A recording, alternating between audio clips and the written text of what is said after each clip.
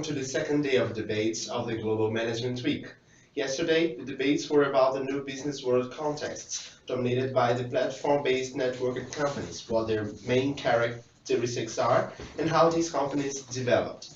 Today, we will talk about market strategies used by these companies, how they structure the delivering process of value to their clients, to their business partners, and how they interact with the traditional companies. Tomorrow, the third day of our event, you will have the opportunity to learn the ways of entering this market, how to make business in the electronic economy, and how the networked companies receive resources and constantly change for in and outside its network, cause changes in the market. And in the last day, finishing our discussion, we will talk about the future of the platform-based networked companies. We will talk about the new trends of this market, in which sectors they currently act, and in which markets it's possible to expect new networked companies. For this Management Week, we count with the participation of great specialists, professors and consultants that will give their opinion, helping us comprehend better this subject, so important to the business world.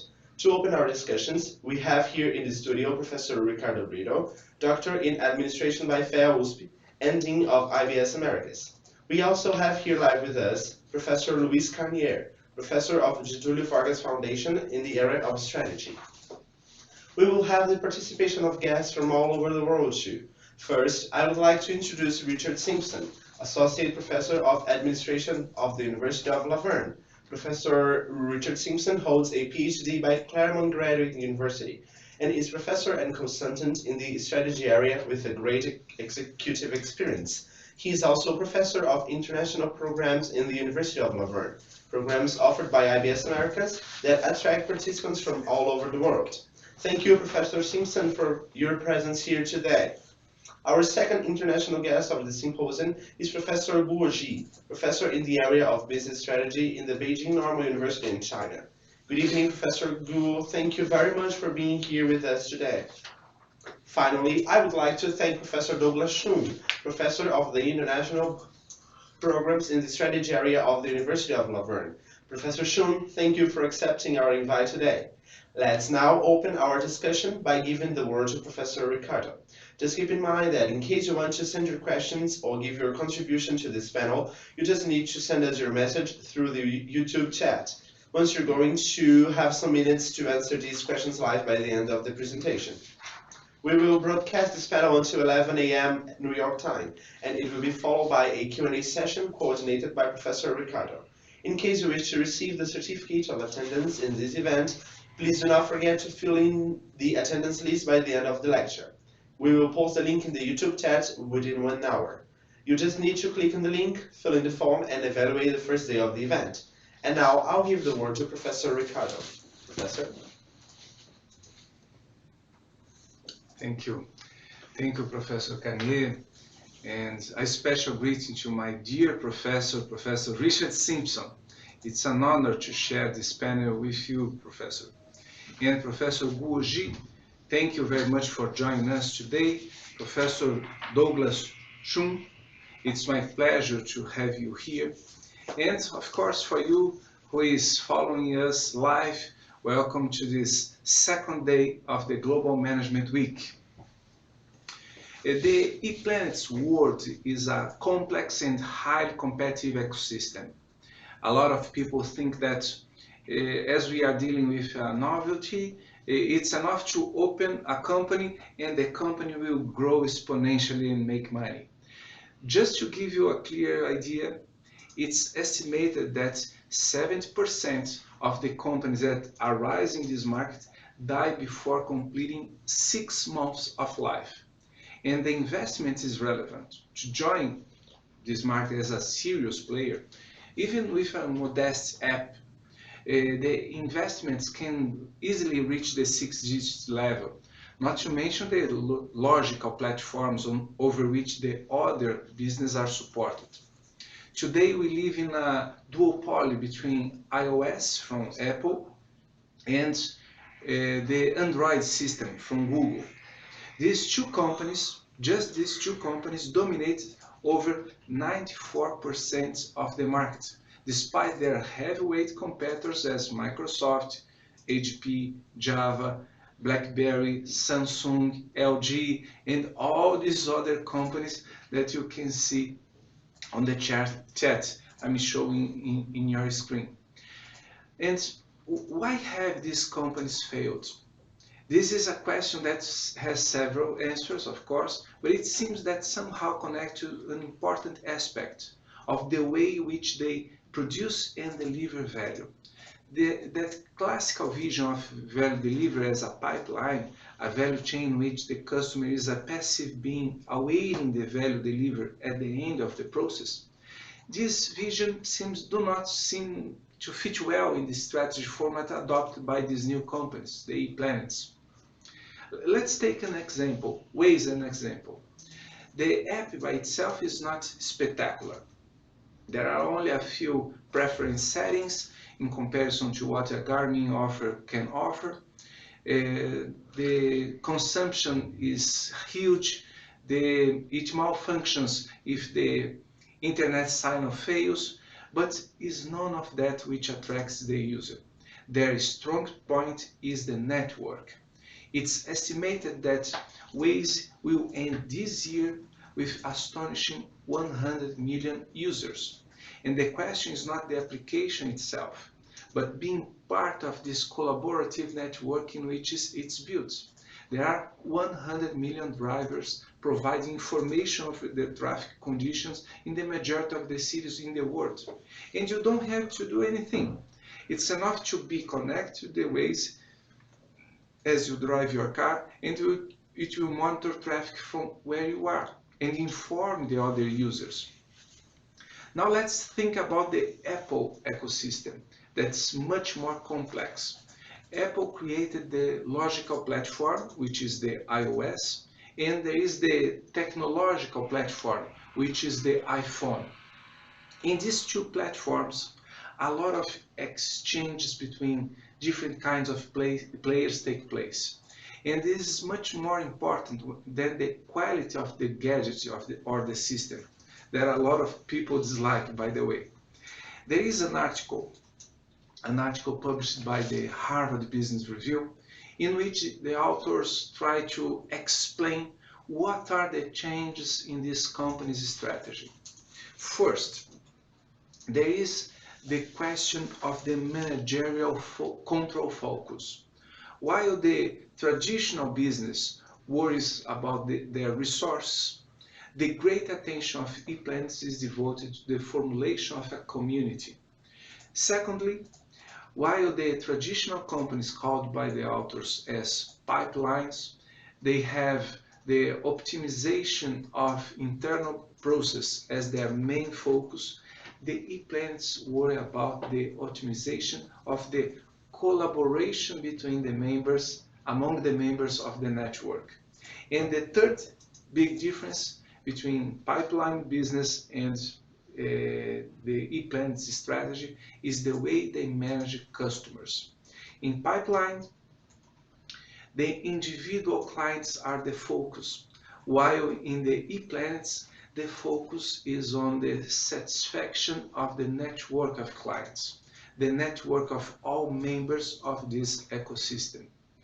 Mainly based on this article, but also on other recent studies over the theme, I can now see that there are 6 main aspects that must be taken into account when formulating or evaluating the e-planet's competitive strategy. And we have the issue of management focus or intangible assets, like the ecosystem itself, their intellectual rights, etc. The worries with the formulation of what we call exchange networks formed by suppliers, customers, and customer suppliers. These communities, more than simply big, this exchange network must constitute true monopolies, even though permeable monopolies, as I can say, to the spontaneous entrance or exit of their members. The collaboration must be motivated by the trust between the members, a trust created based upon the social network's logic. supported naturally by the transparency and reciprocal evaluation between members. Members that share assets and costs through the network. And finally, the network is expected to be diverse in collaboration formats, with each player being able to execute more than one role, and also diverse in the matter of the player's profile, with different members acting inside this ecosystem. Each one offering a specific contribution. Whether we like or not, the grandmasters of administration today have to review their books, review their strategic thinking models, and at least to check if, with this new reality, the old formulas still apply. And speaking to grandmasters, I have one here by my side, and others are participating of this discussion through internet, beginning with Professor Richard Simpson from the University of Laverne from California. Professor Simpson, we know that the e-planets offer a different path, something innovative for the value delivered to their customers. In terms of strategic management, how is possible to evaluate such companies? How you evaluate the quality management issue of the provided services, Professor?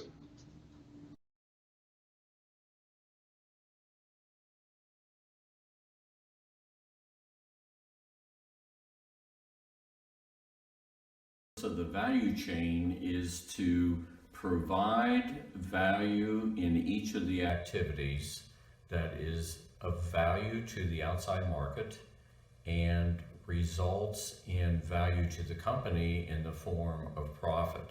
So we want every activity that's being done contributing to delivering a product or service, controlling those costs, and hopefully providing the company an opportunity to make a profit from the sum total of these activities.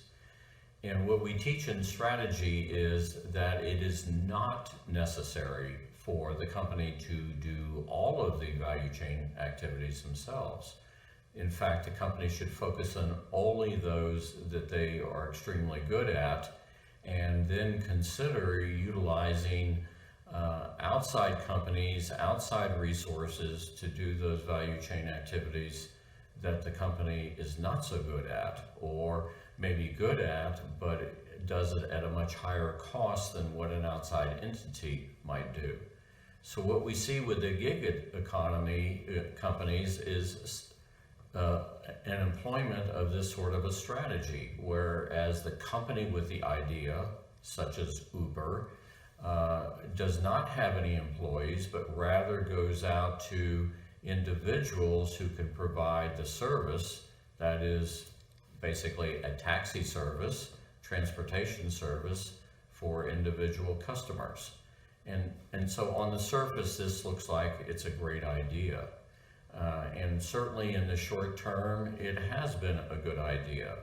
But strategy is about the long term, and we need to understand, as Peter Drucker says, the long-term consequences of our present-day current decisions. And I'm not so sure that the gig works necessarily for all industries. The more I think about it, I think it's more appropriate for commodity industries. It would work best. But if we're looking for instance, a little better service, then maybe Uber, because they do not have full control over their employees, they do not have culture and values that are being imparted on these independent contractors who are not employees. I've talked with Uber drivers very recently. I went to Europe and came back and used Uber, and I was questioning them, and all Uber is really concerned about is, do they have a car that's safe to drive? And they do not talk to their drivers unless there is a specific complaint from a customer. So they are offering a very basic service. That works. But if we want some special service, polite service, that's up to the individual driver. That isn't necessarily something that Uber tells the drivers. And so you might have a very good experience with one driver and a very poor experience with another, because Uber has not taken any steps to ensure the quality and the consistency of their service. And as more and more people enter into the industry that Uber is in, and the drivers were mentioning this, it's becoming a little more difficult to get gigs because there are so many drivers in the Los Angeles area who are willing to be Uber drivers. So as there's a larger supply of these drivers, Uber can actually lower their fares, and you're more likely then to have people who are only in it desperately for the money and not necessarily providing the quality of service that would be beneficial to not only the customer, but ultimately in the longer term to the success of Uber as a company. So what I see is over time, in fact, the company having to take a more active role in what they're doing more, which would require that they actually have some full-time employees who have the culture and the values that pass this on to the drivers and train the drivers. So in the longer term, they're going to be more like a normal company.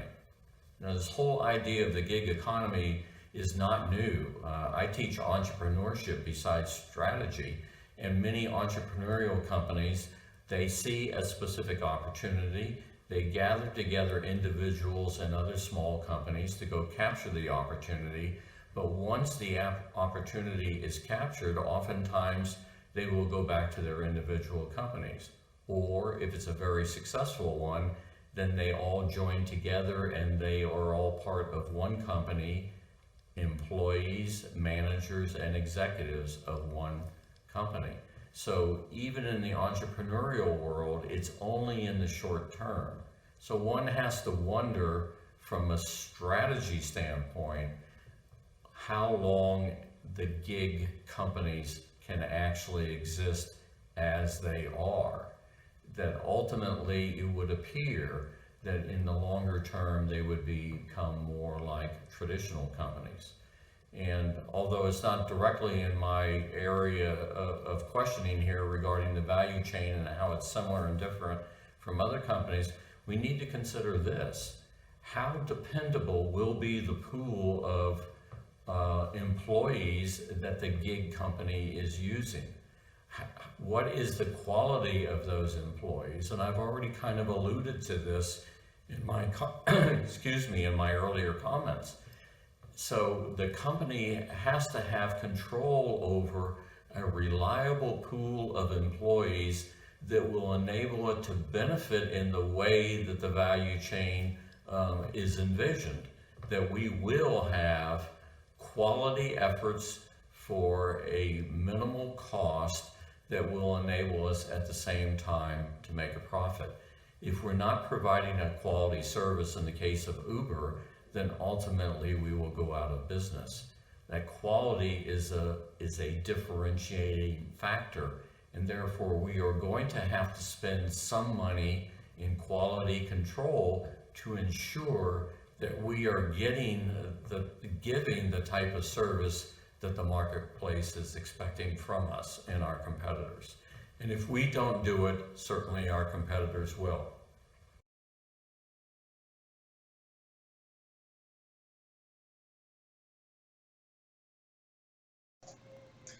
Thank you, Professor Richard Simpson, for sharing your opinion with us. Certainly, in the next few years, day plans managers will dedicate themselves to this subject, looking for ways of building their value delivered to their clients in even more sophisticated markets, delivering quality services that can somehow compete in their cost-benefit relation with other business. being them traditional companies, the pipelines, or electronic platform-based networked companies, as we call e-planets. Now, I'd like to invite to hear Professor Guo Ji to this discussion, professor from the Beijing Normal University in China. Professor Guo Ji, one more time, thank you very much for participating here in our symposium. I'd like to hear your opinion over a very important aspect of this discussion, that is the formulation of strategy by the e-planets. In your vision, do the e-planets still have the traditional value chain format? Does it still make sense to ask yourself about the value delivered to customers when we talk about e-planets, Professor?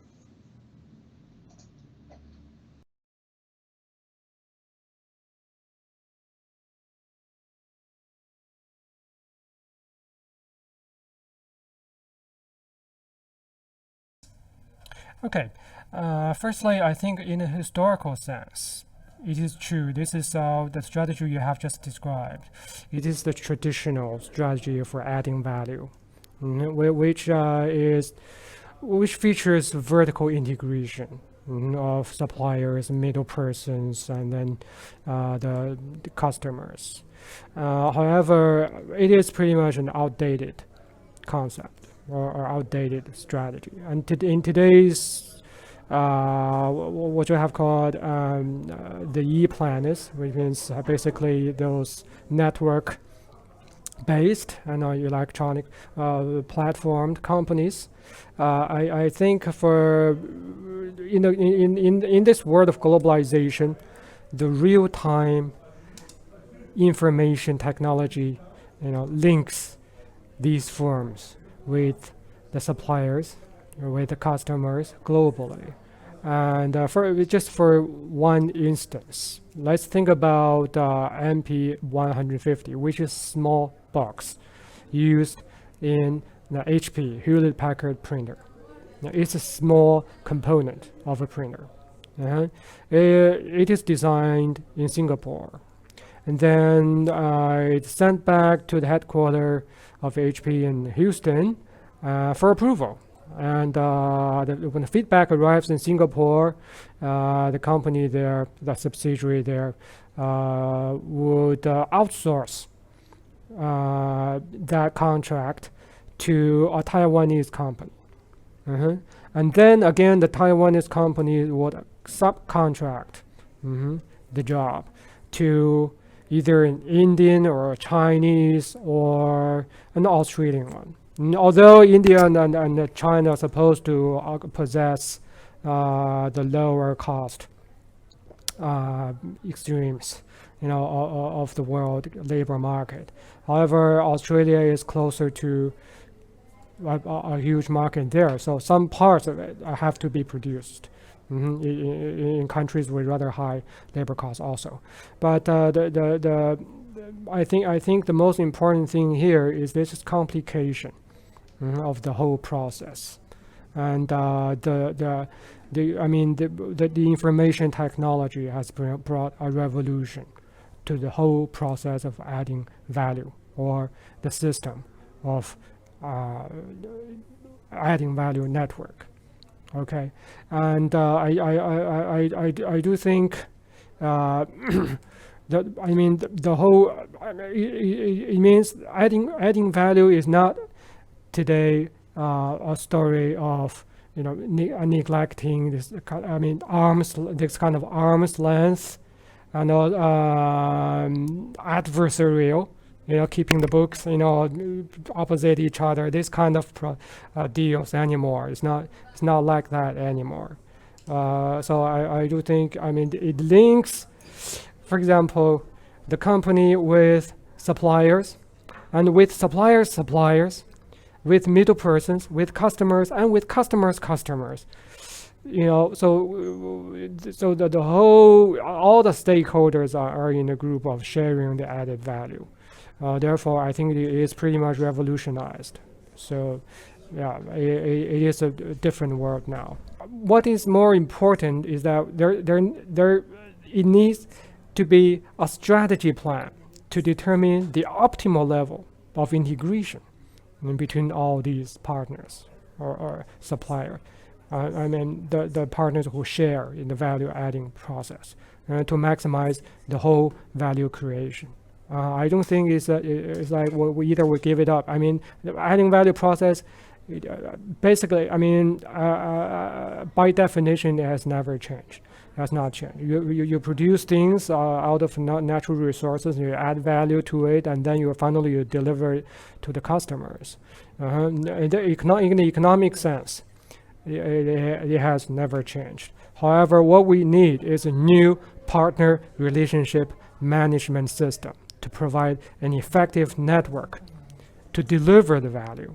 And I do think in this case, Apple is one of the companies that give us a model.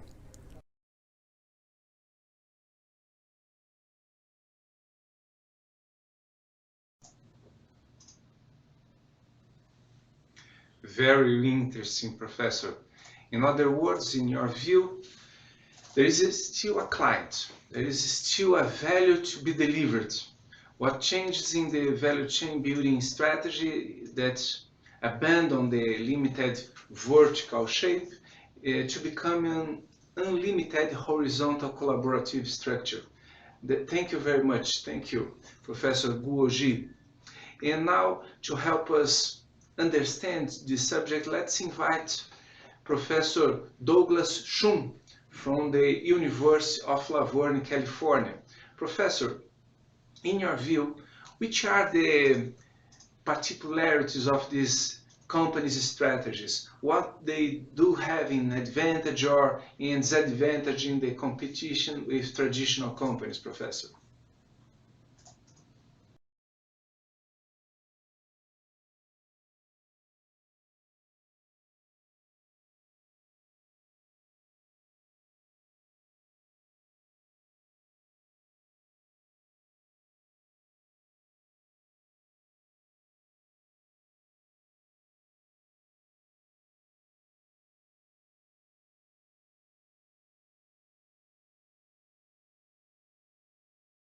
I think the basic way that companies will make their money remains the same. The difference between electronic platforms and conventional selling is in the fact that when it's on electronic platforms, the companies have to rely more on pull strategies instead of push strategies. In push strategies, what they do is they produce as much as they can and they try to encourage the customers to buy what they produce. In pull strategies, it's more of a produce after somebody orders what they want. This allows the company to do two things. One, it makes it more efficient for the producing company, and at the same time, it allows them to become better at what they are already good at, allowing them to outsource the other factors in their business that maybe are necessary, but they would be better off using their resources to strengthen what they're already good at. Now you've had platforms where they're there for social purposes or to facilitate companies to meet each other, to do business, or to encourage collaboration between businesses. And right now what's starting to happen is companies are building platforms or joining platforms so that they can accelerate learning within their companies. For instance, for leading edge companies, maybe they have particular problems that have not been solved yet. So companies can meet at these places together to solve these specific problems. I think there's a lot of advantages. I don't think there are very many disadvantages. Advantages would be if you do it right, of course. There would be lower costs. You can focus on your own company, your own company's strengths, as opposed to the peripheral things that are necessary to be done, but might be better done by somebody else. The only disadvantage that I can really see might be is if a company tries to use electronic platforms improperly. Maybe they get over enthusiastic and they don't really think about what would actually help their company grow.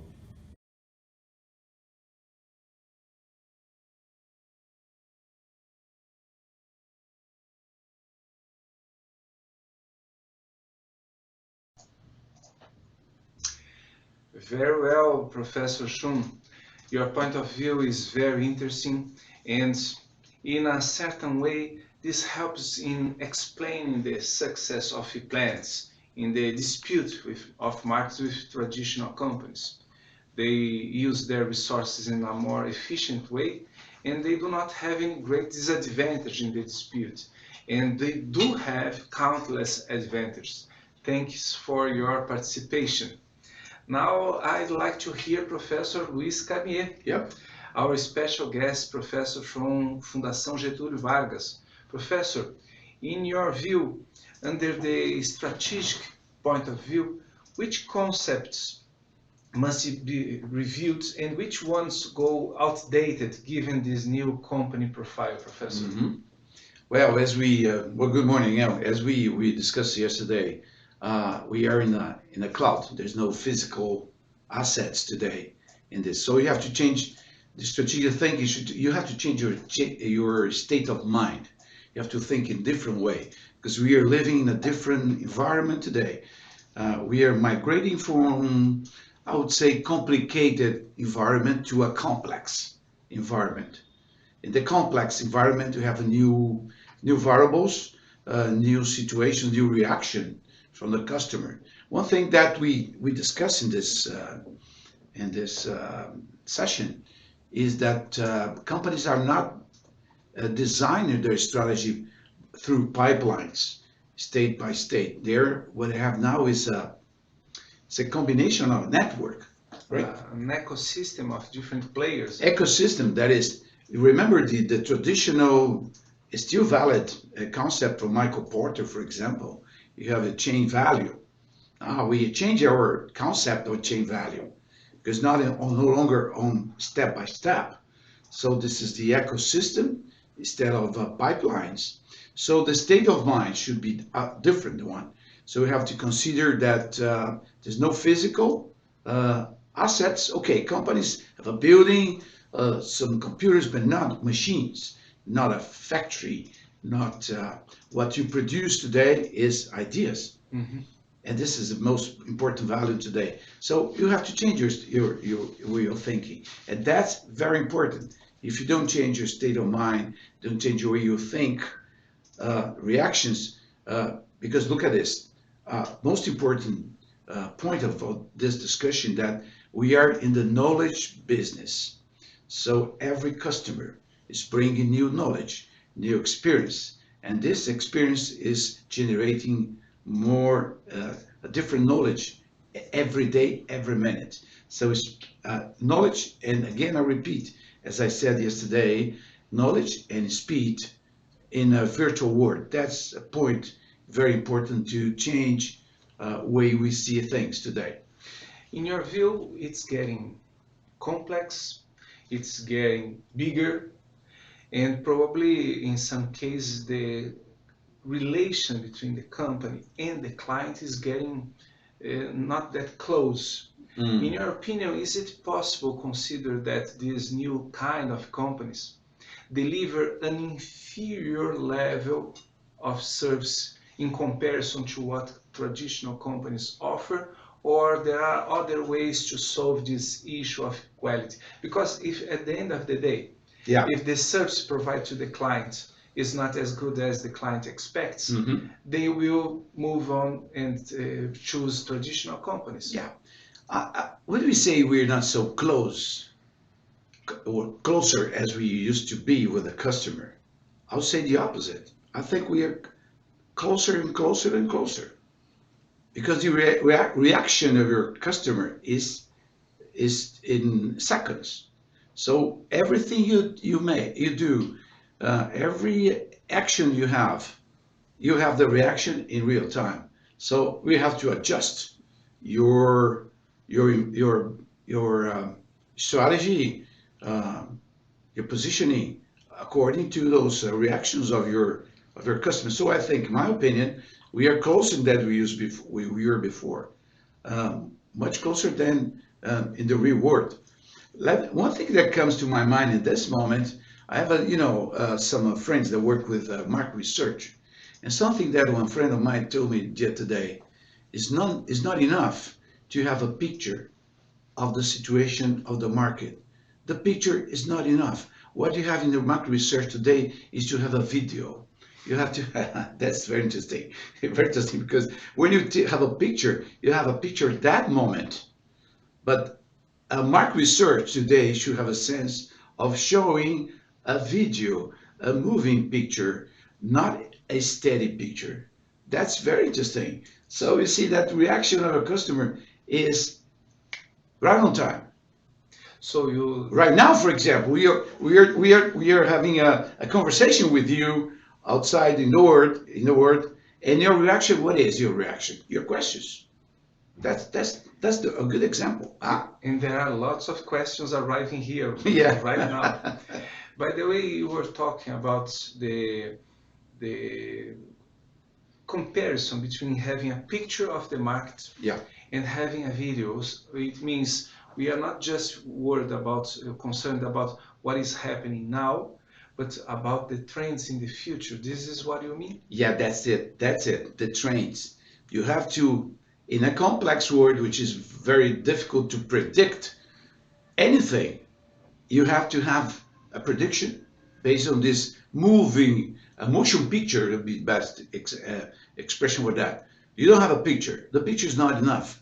Don't take your strategy based on a picture. You have to think about a motion picture, trying to understand what will happen in the future.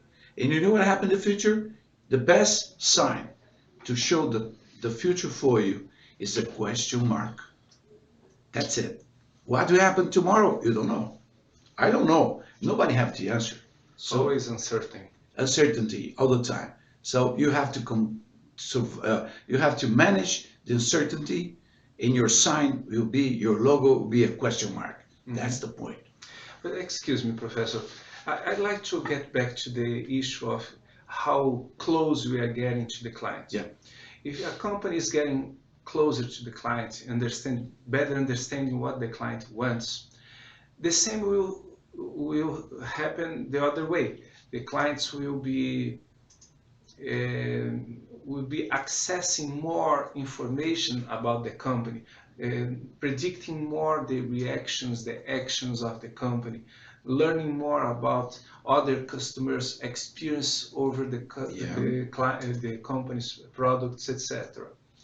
The old concepts of branding talks about creating trust, creating reputation, which in the old economy takes a long time to be built and takes a lot of money. In today's economy, in the context of e-plans, it's easier for the customer knowing a new company and learning the experience from other customers. So the brand management also will be affected by these new trends. Yeah, he must be the same mood, in the same brainwave of your customers, your competitors, because the reaction will be immediate. So the brand is very important, yet very important. You have to take care of your brand. It's more difficult to do this today than we used to be in the past. As you said, you spend a lot of money to create a value in your brand, and now maybe you don't need to spend so much money, but you can have more threats that you have in the past. So it'll be much more, it'll be easier to lose your image, lose your brand value in the ePlanet ecosystem environment than you used before. So you must be careful about that. Yes, we know that, for instance, today, it's really fresh news. Samsung has halted the production of Galaxy 7. Oh yeah. And because, oh my gosh, it started exploding around the world, provoking smoke, There was a flight in the US that was evacuated by a threat of a bomb inside the plane, but it was a Galaxy Note 7. And of course, it's somehow isolated facts. I know that. But given the opportunities customers now today have enjoy the exposure of this news over the social media of the over the traditional media, it's nowadays something that everybody around the world knows, and probably it will affect the brand image of Samsung. Yeah, that's it. This is a very good example. It's immediate. It's right now. It's today. We are now sitting here in Brazil talking to the world about the problem of Galaxy. That's a very good example. How you lose image and value of a brand. All right. Thank you very much, Professor. My pleasure. That being said, we'll close now this first part of this day, thanking the participation of Professor Richard Simpson and Professor Douglas Chun from the United States, the University of Laverne, and also thank you, Professor Guo Ji from Beijing Normal University in China. And of course, thanking Professor Carnier from Fundação Getúlio Vargas for your participation here with us. Now we'll have a 1 minute only break. It's real quick, and then we'll be back to the Q&A session, the question and answer session. And here is my invitation for you to join us, the tomorrow presentation, the tomorrow panels.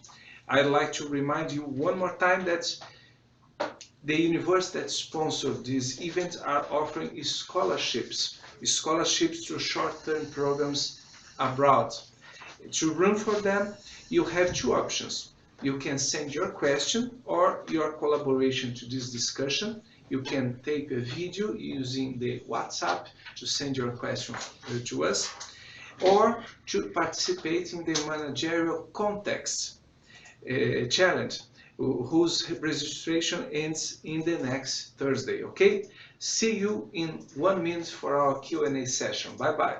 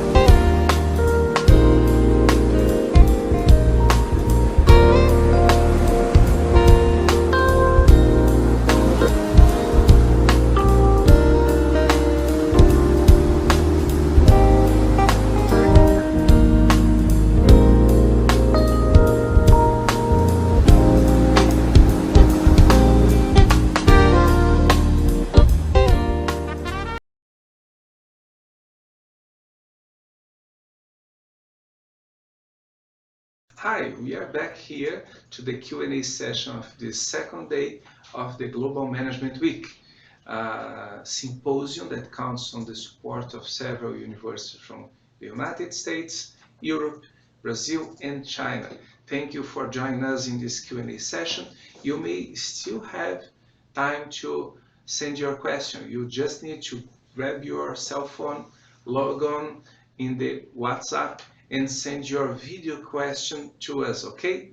So I will start with the questions sent in advance, and then we will have questions sent by you right now, all right?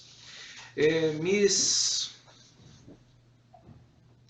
Zahina Jumaeva from Tajikistan asks, what is the social media the impact of social media fast development to the education and behavior of the young generation?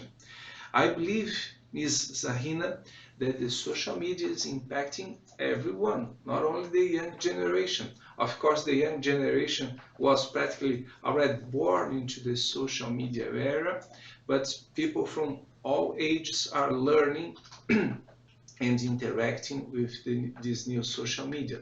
But what is more interesting is that this social media rationale, this social media way of interacting, is also spreading to the relations between among partners in the business world.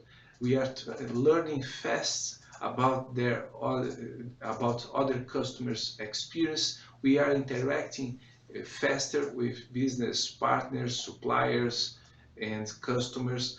This social media effect is spreading rapidly to other spheres of the human relations. All right? Thank you very much for sending your question. I have here a question from Miss Harriet Adong from Uganda. She asks, do you think the best way to promote business is abolishing the traditional ways of doing business, especially considering the case of emerging countries?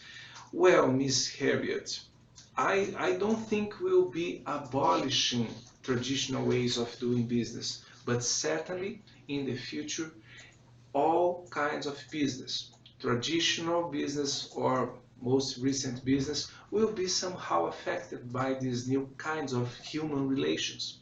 Even if we are talking about traditional ways of doing business, traditional markets, we have seen people using their smartphones everywhere.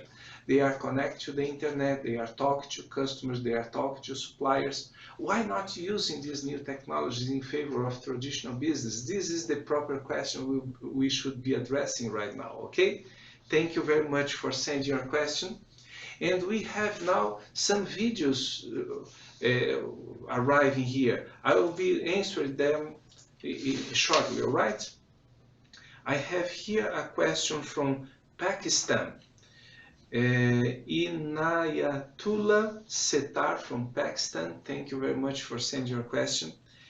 The question is, what is the role of the USA as close friend of Pakistan in promoting that revolution based in electronic platform-based networked companies? As we even cannot download Pokemon Go in our country, we have not authorized shop of Apple products and so on. You know, Inayatullah Setar, I believe every country has the right of ruling the access of its citizens to the electronic platform-based networked companies. It's not everything can go business here. Rules reflect people's desire of how they want to manage their business, their country, their lives. But I know that in some countries, within the next few years, there will be a discussion, an autonomous, free discussion inside the country, given the sovereignty of each country, a discussion about how we should evolve into these new markets, because they are more open than traditional ones, they offer new options, and the society should rule what they want to do in the future with these new opportunities, okay? Thank you very much, Inayatullah Setar from Pakistan. Very interesting question. Lamin Borikeba Jarhu from Gambia. How is this revolution affecting developing countries? This is a very interesting question. We have seen the statistics showed us, and I showed you some statistics yesterday. We have seen that the developed countries are giving the first step on this revolution. The most powerful companies, the most powerful e-plants are nowadays located in the US, but we have seen developing countries like China and other Asian countries, and also Latin American and African countries, seeing the rise of e-plants nowadays. And you know what? In my view, given the fact that these e-plants' most important competitive advantage is the fact that they use some tools to facilitate business and sharing resources, speeding up the process of conquering clients, offering new products, etc. The emerging countries where we lack resource, as we have less access to financial resources, for instance, in the emerging countries will take more advantage of these tools than the companies in the developed world, because they have more resource, they have more access to financial investment, for instance. So we will see in the future what this new breed of company will bring to us. But I believe not only developed countries, but also emerging countries will take advantage of this new trend. Thank you very much for your question. Now I have some videos that I'd like to watch with you live here and answer if possible. Let's see what we have. Firstly, a video from Mr. Guijo, please.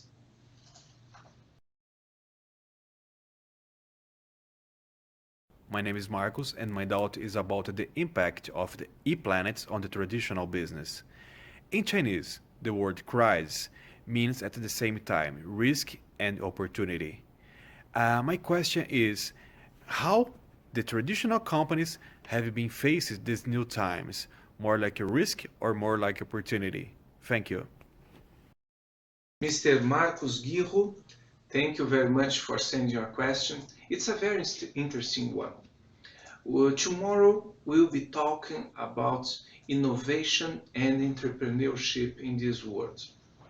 I believe traditional companies will be somehow more or less affected, all of them, because your clients will be affected. Your clients will change their way they behave in front of business opportunities, how they connect to other customers to discuss their experience using your products. Somehow every company will be affected.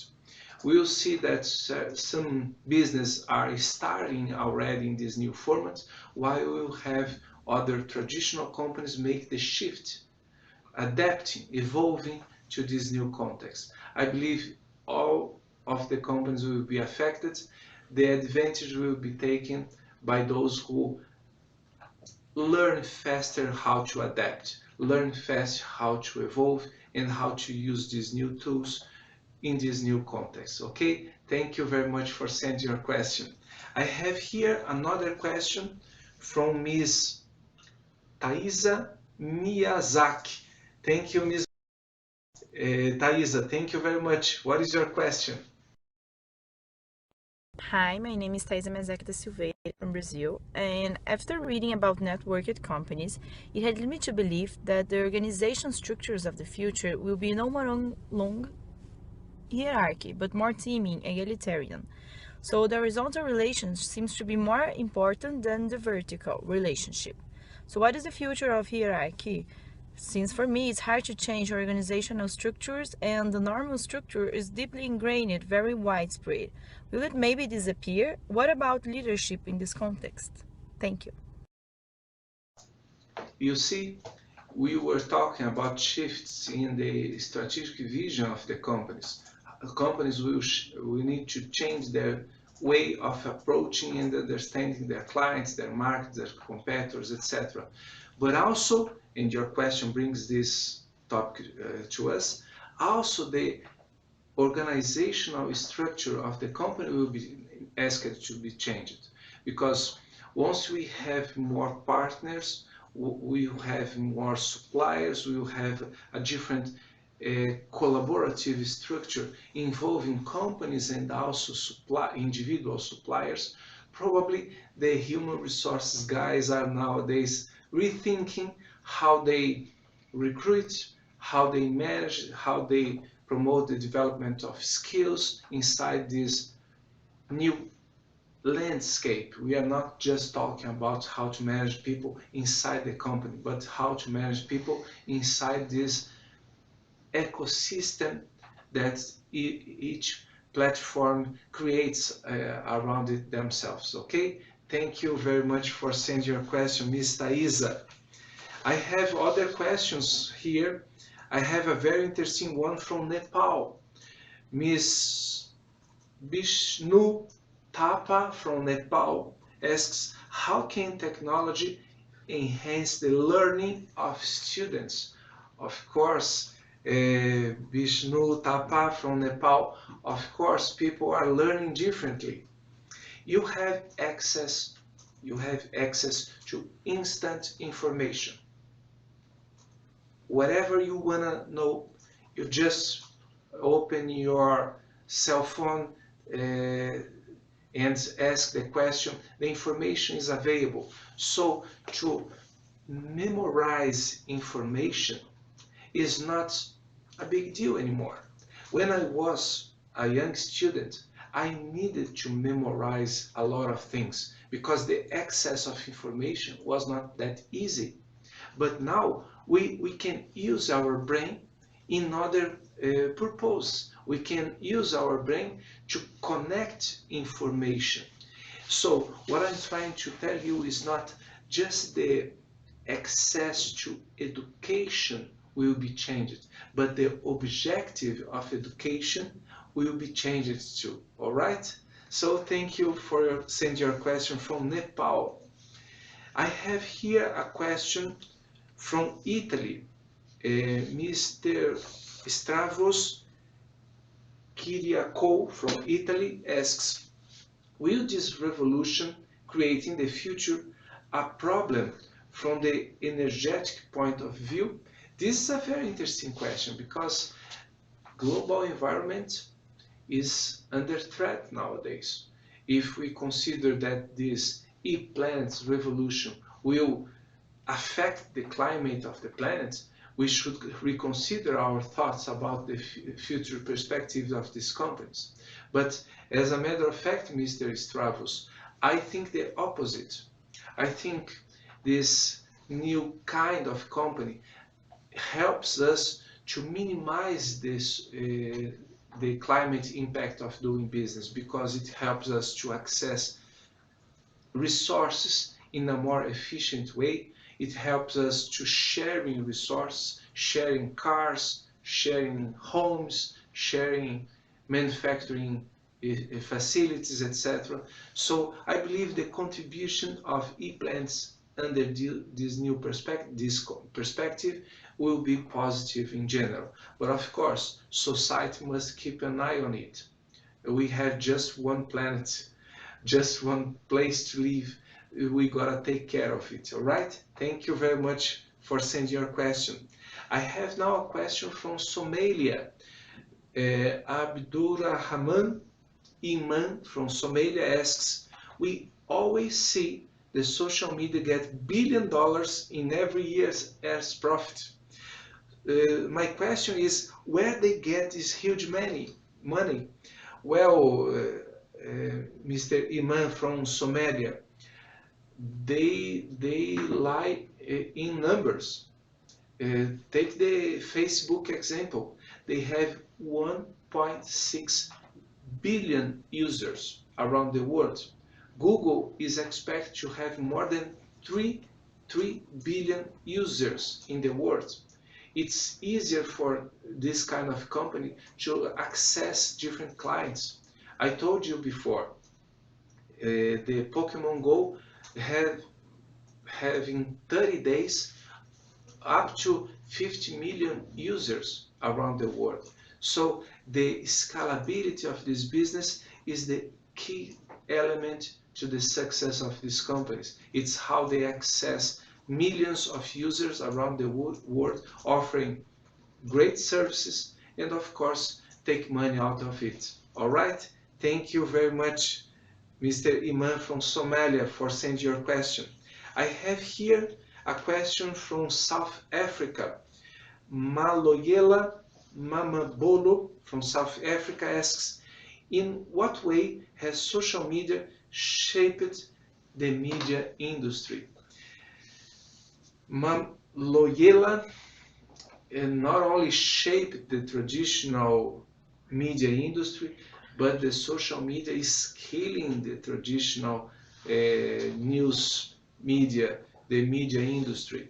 Newspapers in general around the world are suffering a lot. They are losing clients, they are losing subscriptions. The TV channels are feeling the punch of the social media because the audience of the main programs are diminishing over the last few years, and the rate of reduction of audience is a very high rate, because people are not just paying attention to the TV station, they are connected to their social media, they are accessing internet using their cell phones, interacting with other people, their families, their friends. It's changing the way the world communicates to themselves.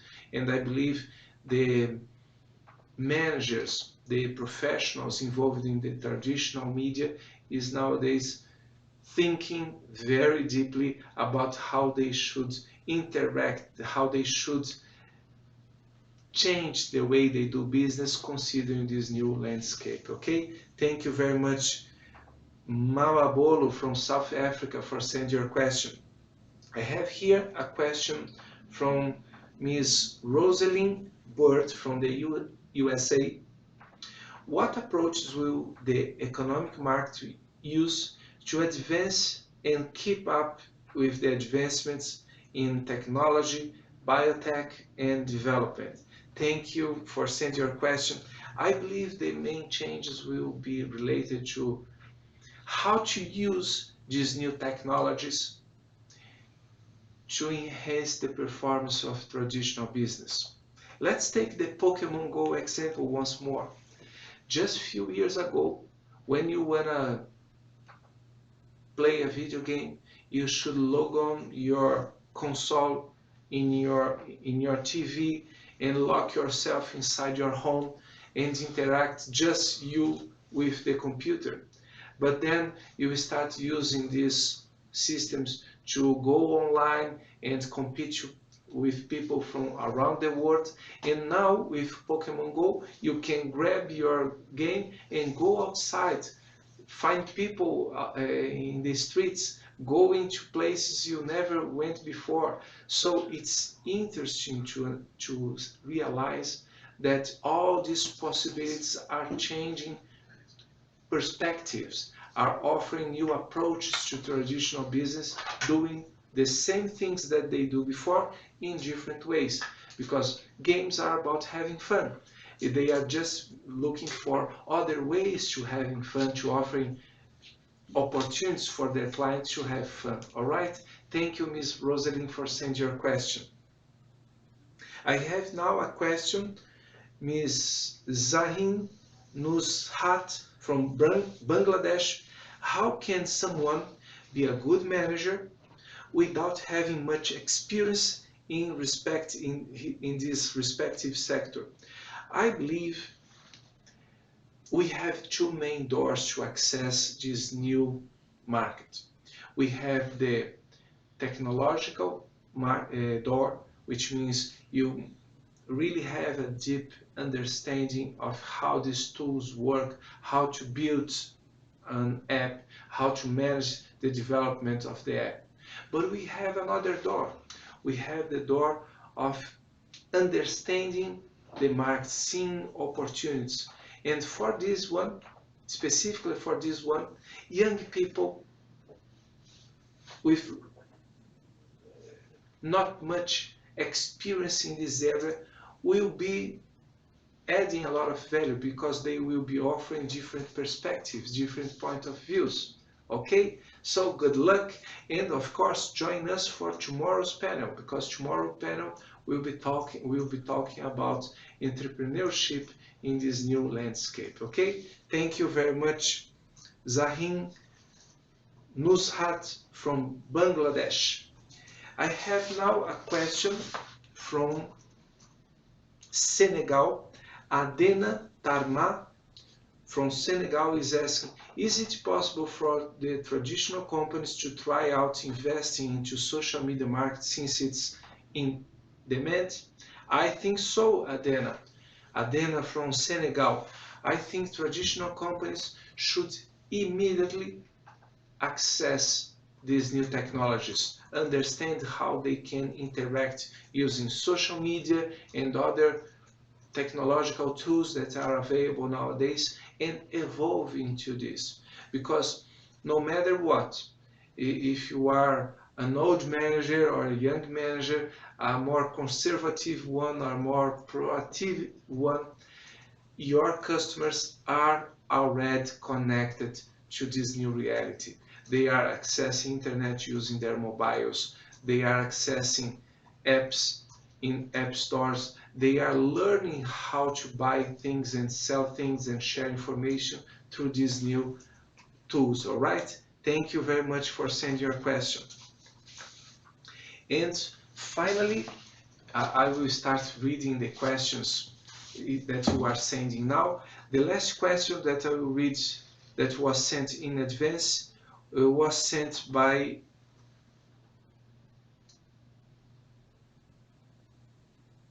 Se Gofatso. I'm sorry, my pronounce of your name is terrible. Se Gofatso Nitabane from South Africa. My question is, the question is, since technology is our macro factor, meaning we have no control over as business people, look at the fact it's indeed evolving like daily, just now it keeps changing.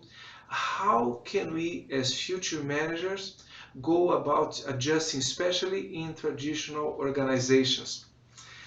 Well, Nitabani from South Africa, this evolving technology is for sure driving us crazy as managers, as responsible for adjusting traditional companies to this new landscape. But what can we do? The point is that you don't need to be exactly on top of the wave all the times. You are competing with other companies, right?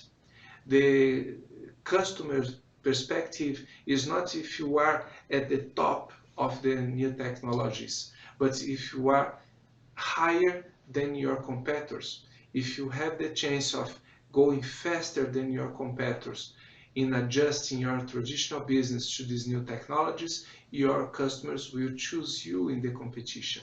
So be alert, keep an eye open to these new IT developments, and good luck. Tomorrow we'll be talking about how to innovate in this new context, and on Thursday, in our last day of this international symposium, with the help of several international experts, we'll be talking about the future. What are the trends of the traditional business and also the e-plans markets for the future years, okay? Thank you very much for sending your question. And now we have questions that you are sending live in our chat in the YouTube, right?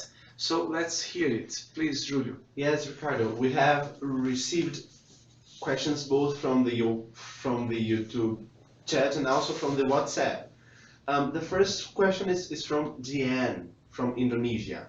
She's asking, what's the most effective strategy for companies like Uber to change the mind of traditional companies like the taxis to join Uber and make the Uber's profit higher? Well, there is a fight, there is a battle taking place right now. Some traditional companies are doing their best to adopt these new tools and evolve into e-plans. Some traditional businesses are just fighting against them, claiming that they have rights, they have property over the customers, and that's not true. Customers have freedom to choose. If they are preferring some options to the traditional companies, is because traditional options don't offer as much value as the new companies are offering nowadays. And in my perspective, the future usually beats the past. The new options usually go faster than the traditional ones. I suggest every company nowadays, every business, regardless what market you are in nowadays, pay attention to this change. Look for opportunities in these new tools. try to evolve, try to use new technologies in favor of traditional business. We are not talking about killing traditional business. We are talking about making them better. Okay? Thank you very much for sending your question, Ms. Dien. Now, Mr. Luba Taco from South Africa is asking how to predict change in our long-term strategies. Well, Mr. Luba, we'll be talking about trends on Thursday.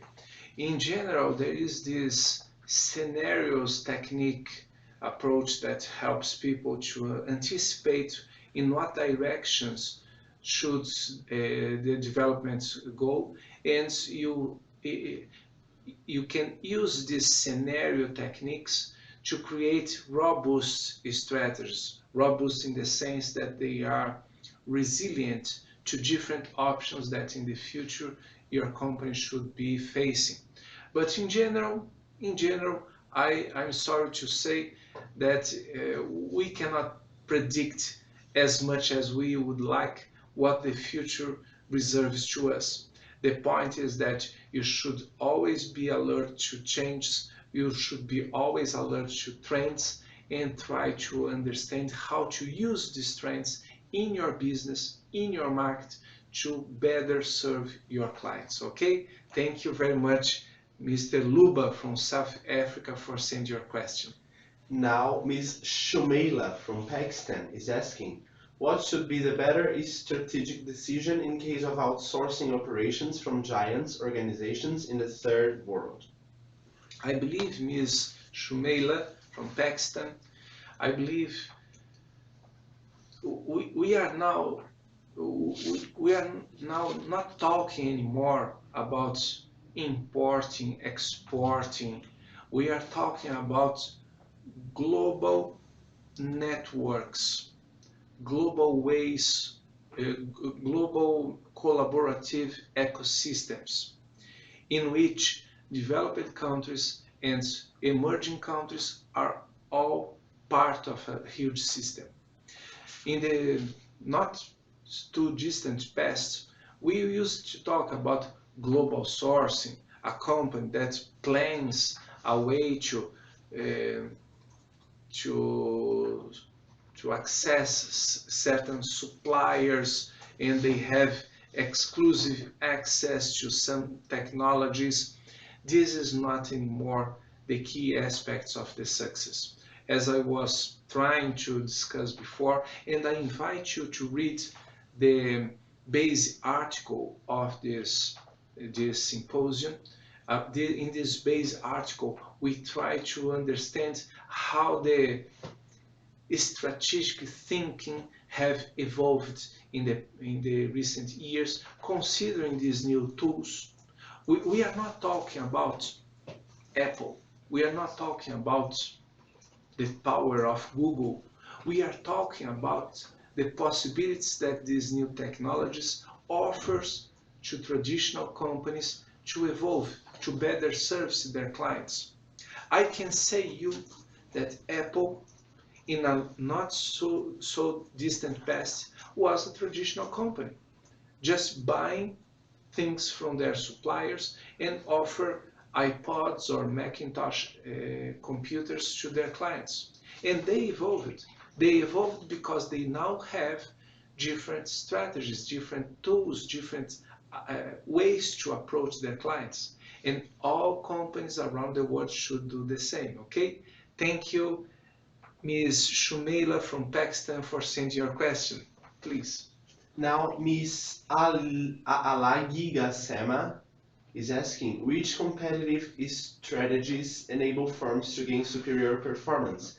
And how do these strategies affect the firm's networking behavior and lead to the formation of particular networked positions? Well, Ms. Alagi, you know that human beings are usually conservative. We like, it's charming to talk about changes, but in reality, people don't like to change. We prefer to do the things the way we have been doing in the past. But we gotta change. In strategy, it will be the same. Nowadays, it's more important to manage a network than managing our resource. The knowledge is more important than our tangible assets. And it's hard for us to understand that. It's hard for us to accept the change. But we gotta accept the change in our personal lives and in our professional lives. In our personal lives, what is happening? When you gather with your friends, what happens? Instead of talking to each other, people are accessing internet, taking pictures. If you say something, your friends, instead of answering you back, check online if you say something that he or she believes it's right or wrong. It's affecting everybody. And this new change will not be just a passing trend. These new trends are here to stay. And in the future, believe me, it will be even worse. The artificial intelligence, the augmented reality, and other tools will impact even more the way we behave, the way we do business, and the way we interact socially, okay? Thank you very much for sending your questions. Now the question is from Moho Krubali. How do we align the competitive advantage with the poster of having not only a picture but a video of the market? Well, this is a very intriguing question, Mr. Moho. When you have an information about the market, an information, a fact, a data, you know the market how it is now. But if you have a collection of data, you don't only have the access of the current context, but you can predict the trend, and it helps managers to anticipate the future. Let me give you an example. If I say we have nowadays 3 billion users accessing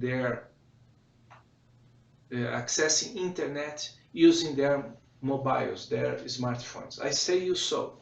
You can look at this number: 3 billion people accessing internet through mobile.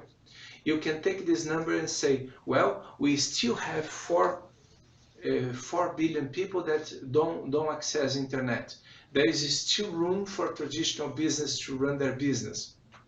But if you look at the trends and you see that in the last few years, the number rose from 500 million people to 3 billion people, you can anticipate.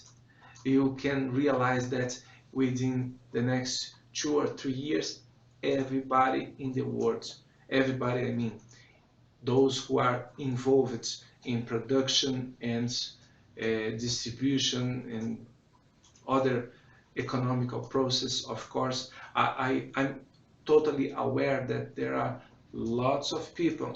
We talk about billions of people that are totally excluded from the production and consumption process around the world, and we as human beings have the obligation of thinking how to include these people in the production and consumption process.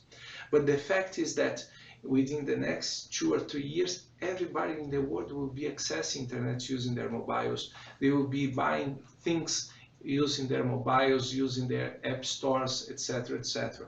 So it's easier for you to anticipate the trends when you have a video, a sequence of facts, a sequence of data, and by anticipating, you can prepare your company to better react to these trends. Okay?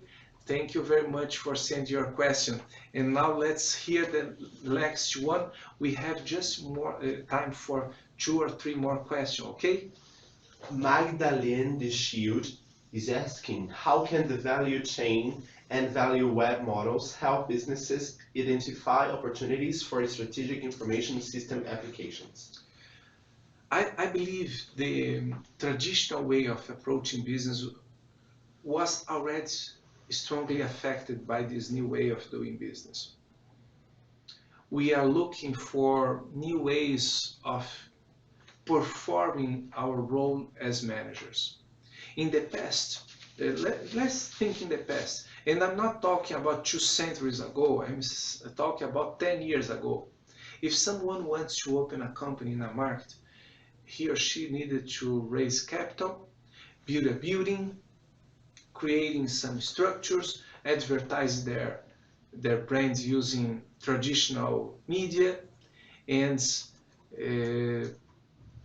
preparing a huge inventory, a selling process, etc., etc. Nowadays, you have other options. Nowadays, you can think differently. You know that in August this year, 2 months ago, Jack Ma from Alibaba made a joke about the competition between Alibaba and Walmart. He somehow criticized the old model when he told for conquering 10,000 new customers, the Alibaba just needs one computer or 2 computers, while Walmart needs a new building. So it's opening new opportunities. Somehow you can create a new ecosystem, create a new way of doing business without having nothing but an app and a good idea. You can use other producers to deliver products to new clients, and the logistics can be run by a third-party company, and the system can evolve itself without you having the trouble of investing in infrastructure or whatever. I know that somehow the traditional business were also evolving. Let's take an example of the automobile industry. Nowadays, the automobile industry, this traditional industry, is already changed, because if you take the example of Volkswagen or Mercedes-Benz, etc., their employees are nowadays devoted to design and brand management. The production itself is being taken care of by third parties around the world. We know that even traditional businesses are evolving, but with these new tools, the evolution will be faster than ever. Okay? Thank you, Magdalena, for sending your question. Please, Mr. Julio. Samia from Morocco is asking, today, demographic and technological changes are causing shifts and swings in consumptions. How can companies adapt to serve these customers? It's hard. It's hard because in the past, once we had the consumption process taking place in open supermarkets, and customers, if you want to talk to them, you approach them in the streets. We knew how to see the trends taking place. Nowadays, the trends are happening in the social medias. The process of buying and selling is changing rapidly. We are using apps for everything, and researching companies don't have access to the database of these apps, so we don't know for sure how many customers are buying these or that products outside the traditional business. But we should rely on some techniques of market research to access data, to understand clients, to anticipate these trends, and we are doing our best to do so. I have been doing some market research in the recent years, and it's changing. Unfortunately, we gotta adapt also in the process of learning how to adapt, learning how to evolve. Thank you, Samia from Morocco, for sending your question. Thank you very much.